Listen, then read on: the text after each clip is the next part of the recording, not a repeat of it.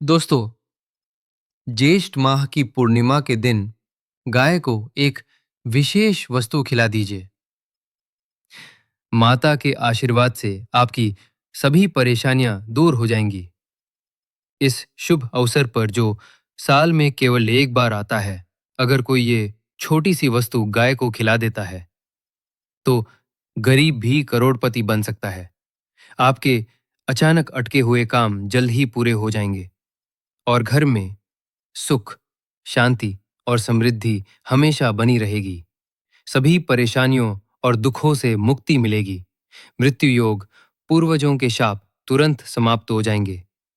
आपके अन्न और धन के भंडार हमेशा भरे रहेंगे। ऐसा कहा जाता है कि आपकी 7 पीढ़ियां तक धन वैभव में राज करेंगी। सभी कष्ट, पीड़ाएं और संकट दूर हो जाएंगे और सारी खुशियां आपके जीवन में आकर बस जाएंगी। अगर आप ये छोटी सी खास चीज चुपचाप गाय को खिला देंगे, तो आपके जीवन से गरीबी तुरंत दूर हो जाएगी। ऐसा कहा गया है कि यह चीज इंसान को रंग से राजा बना देती है, क्योंकि गाय माता में 33 करोड़ देवी देवताओं का वास होता है। गाय माता की कृपा जिस पर होती है, उसके जीवन में कभी अन्न, धन और अन्य संपत्तियों की कमी नहीं रहती। गाय की कृपा से गरीबी पल भर में समाप्त हो जाती है। दोस्तों, ज्येष्ठ माह की पूर्णिमा का हिंदू धर्म में बहुत विशेष महत्व है। इन दिनों में दान करने से व्यक्ति को कई गुना पुण्य मिलता है। वर्ष में एक बार अगर आप गाय को ये खास वस्तु खिला देंगे, तो पूरा साल कोई दुख नहीं आएगा। सिर्फ ये छोटा सा उपाय, ये नन्ही सी चीज आपके पूरे वर्ष को सुखमय, शांतिपूर्ण और समृद्ध बना सकती है। तो दोस्तों, उस चीज के बारे में जानने से पहले, अगर आप चाहते हैं कि माता लक्ष्मी जी की कृपा सदा आपके और आपके परिवार पर बनी रहे, तो कमेंट बॉक्स में अभी जय माता लक्ष्मी जरूर लिख दीजिए। और अगर आपने अभी तक इस वीडियो को लाइक नहीं किया है, तो कृपया कर दीजिए और चैनल को सब्सक्राइब भी कर लीजिए। चलिए अब वीडियो की शुरुआत करते हैं। दोस्तों, गाय से जुड़े कुछ विशेष और महत्वपूर्ण उपाय है। अगर आप ये उपाय ज्येष्ठ पूर्णिमा के दिन करते हैं, तो मेरा विश्वास कीजिए, आपका घर हमेशा सुख और समृद्धि से भर जाए। मित्रों, इन दिनों क्रोध नहीं करना चाहिए, अपनी वाणी पे नियंत्रण रखना चाहिए और अनजाने में भी किसी का अपमान नहीं करना चाहिए। अपने बारे में और दूसरों के बारे में झूठ बोलने से बचना चाहिए। अब बात करते हैं कि ज्येष्ठ मास की पूर्णिमा के दिन गाय को क्या विशेष चीज खिलानी चाहिए। साथ ही जानते हैं ऐसे उपायों के बारे में जिनसे व्यक्ति की 7 पीढ़ियों तक कभी भी धन की कमी न हो, दुख, पीड़ा, संकट और कष्ट हमेशा के लिए दूर हो जाए और सभी सुख आपके चरणों में आ जाए। मित्रों, सनातन परंपरा में गाय, गंगा और गायत्री का अत्यंत धार्मिक महत्व है। माना जाता है कि माता गाय के शरीर में 33 करोड़ देवी देवताओं का वास होता है। लोग गाय माता की पूजा इसलिए करते हैं ताकि सभी देवी देवताओं की कृपा उन पर बरसे। गाय की सेवा करने से न केवल इस जन्म के, बल्कि पिछले जन्मों के भी पाप नष्ट हो जाते हैं। गाय का आशीर्वाद पाने के लिए सप्ताह में या महीने में एक बार गौशाला की यात्रा करनी चाहिए और गाय को हरा चारा खिलाना चाहिए। गाय की सेवा और पूजा से नवग्रह शांत होते हैं और ग्रह दोष दूर हो जाते हैं। गर्मियों में गाय माता को ठंडा पानी देना चाहिए, जबकि सर्दियों में गुड़ खिलाना अधिक श्रेष्ठ माना जाता है। गर्मियों में गाय को गुठिया, एक प्रकार की मिठाई, भी दी जा सकती है। गाय माता से जुड़े कई शुभ और अशुभ संकेत माने गए हैं, क्योंकि वे अपने शरीर में अनेक देवताओं को धारण करती है। उदाहरण के लिए, यदि दूध पीते समय गाय ठोकर खा जाए या उछल जाए, तो इसे शुभ संकेत माना जाता है। यदि कोई यात्रा पर जा रहा हो और सामने गाय और बछड़े को एक दूसरे को चाटते हुए देख ले, तो वो यात्रा अवश्य सफल होती है। जो लक्ष्य लेकर आप निकले हैं, वो निश्चित रूप से पूर्ण होगा। दिन के समय बाईं ओर से गाय की आवाज सुनाई दे, तो उसे भी शुभ माना जाता है।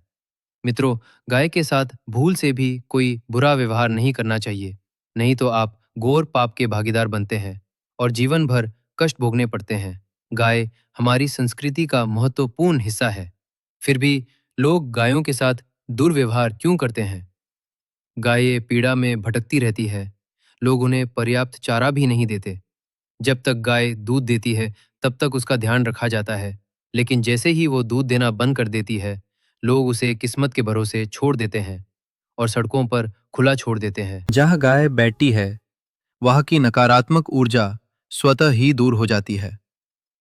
जो लोग नियमित रूप से उस स्थान को साफ रखते हैं जहाँ गाय बैठती है, वे भी अनजाने पापों से मुक्त हो सकते हैं। भगवान के अंश से जन्मा नंदी ही एकमात्र गौवंशीय प्राणी है जिसे स्वयं भगवान शिव अपनी और माता पार्वती ने अपनी सवारी के रूप में स्वीकार किया है। नंदी अपनी इच्छा से भगवान शिव को अपनी पीठ पर बैठाकर ले जाता था। शास्त्रों में गाय के दान को भी अत्यंत महत्वपूर्ण माना गया है, लेकिन वृद्ध या बीमार गाय का दान करना उचित नहीं है। उपनिषदों में नचिकेता की कथा भी इस संदर्भ में आती है। जो कोई गाय और उसके बछड़े का दान करता है, वो महान पुण्य का भागी बनता है और उसे स्वर्ग में स्थान प्राप्त होता है। अगर राहु के साथ सूर्य, चंद्र, मंगल और शुक्र का संयोग बनता है, तो पितृदोष उत्पन्न होता है। सूर्य पितृकारक ग्रह है और मंगल भी पिताओं से संबंधित है। यदि सूर्य के साथ शनि, राहु या केतु हो या उनका दृष्टि संबंध हो और मंगल राहु या केतु के साथ संयोग में हो, तो पितृदोष प्रकट होता है। इस दोष के कारण जीवन में अनेक संघर्ष उत्पन्न होते हैं। यदि किसी व्यक्ति को पितृदोष हो, तो उसे रोजाना गाय को भोजन कराना चाहिए। अगर रोज संभव न हो, तो ज्येष्ठ मास की पूर्णिमा के दिन गाय को रोटी, गुड़ और चारा खिलाने से पितृदोष दूर होता है। इसके साथ साथ अन्य दोष भी शांति को प्राप्त होते हैं। अगर आप घर से किसी शुभ कार्य हेतु निकल रहे हों और आपको सामने से गाय आती दिखाई दे, तो आपको गाय को अपने दाहिने, दक्षिण ओर से निकलने देना चाहिए। इससे आपकी यात्रा निश्चित ही सफल होगी। जहाँ घर में गाय होती है, वहाँ वास्तु दोष स्वतः ही समाप्त हो जाते हैं। मित्रों, आपको रोज गाय के लिए ताज़ी रोटी बनानी चाहिए। यदि आपने रोटी बनाई है, तो उसे तुरंत ही गाय को देने का प्रयास करें। अगर आप उसे एक दिन बाद देते हैं, तो वो बासी मानी जाएगी। गाय को कभी भी बासी रोटी नहीं खिलानी चाहिए, क्योंकि इससे आपके घर में नकारात्मक ऊर्जा प्रवेश कर सकती है। अब बात करते हैं ज्येष्ठ मास की पुण्य। उसके साथ पीला चंदन ले। अगर आपका जीवन दुर्भाग्यपूर्ण चल रहा हो, यानी किसी भी कार्य में मन न लगता हो, तो लाल चंदन ले। या यदि जीवन बहुत अधिक दुखों से भर गया हो, तो शहद की एक बूंद ले। मित्रों, इन तीनों चीजों में से केवल एक चीज लेनी है। इसके साथ ही आपको केवल एक साबुत चावल का दाना लेना है जो कहीं से टूटा न हो। ये चावल का दाना न केवल धन वृद्धि में सहायक होगा, बल्कि आपके जीवन में सुख और शांति भी लाएगा। इसके साथ आपको तांबे के बर्तन में शुद्ध जल भरना है। मित्रों, ये उपाय आप ज्येष्ठ पूर्णिमा के दिन सुबह से शाम तक किसी भी समय कर सकते हैं। और हाँ, यदि आप चाहते हैं कि माता लक्ष्मी जी की कृपा सदा आपके ऊपर बनी रहे, तो जय माँ लक्ष्मी कमेंट बॉक्स में अवश्य लिखिए और वीडियो को लाइक करना न भूलिए। आपके पास जो भी जल हो, उसमें आपको धीरे धीरे ओम श्री शिवाय नमस्तुभ्यम मंत्र का जप करना है। फिर यदि आपके पास लाल चंदन या शहद उपलब्ध हो, तो आपको उसे थोड़ा गीला करना होगा और अपनी छोटी अंगुली की सहायता से श्रद्धा सहित उसका उपयोग करना है। इसके साथ ही आपको बेलपत्र के एक बड़े पत्ते पर एक बिंदी लगानी है। यदि आप पीले चंदन की बिंदी लगा रहे हैं, तो आपको बृहस्पतिश्वर महादेव का स्मरण करना चाहिए। और यदि आप लाल चंदन या शहद से बिंदी लगा रहे हैं तो आपको मंगलेश्वर महादेव का स्मरण करना चाहिए। मित्रों, चावल का दाना ठीक से चिपके इसके लिए बिंदी थोड़ी बड़ी लगानी चाहिए। फिर जब आप इस चावल के दाने को बेलपत्र पर चिपकाते हैं उस समय आपकी विशेष मनोकामना पूरी होती है। अब इस बेलपत्र को अपने दाएं हाथ की हथेली पर रखकर भगवान महादेव से अपनी मन की इच्छा दोहरानी है। फिर इस बेलपत्र को शिवलिंग पर अर्पित कर देना है। ओम श्री शिवाय नमस्तुभ्यम मंत्र के जाप के दौरान बेलपत्र शिवलिंग के संपर्क में होना चाहिए और उसकी डंडी जलाधारी की ओर होनी चाहिए। इस प्रकार ये पवित्र बेलपत्र शिवजी को अर्पित करें और मनोकामना पूरी होने की प्रार्थना करें। मित्रों, ये विशेष उपाय ज्येष्ठ महीने की पूर्णिमा के दिन अवश्य करना चाहिए। इस उपाय से भगवान शिव और माता पार्वती दोनों का आशीर्वाद प्राप्त होता है। अगर आप कुछ और नहीं कर सकते तो सिर्फ 5 रुपए का गुड़ ले। इससे आपकी संपत्ति पर किसी की बुरी नजर नहीं लगेगी और नजर दोष भी दूर हो जाएगा।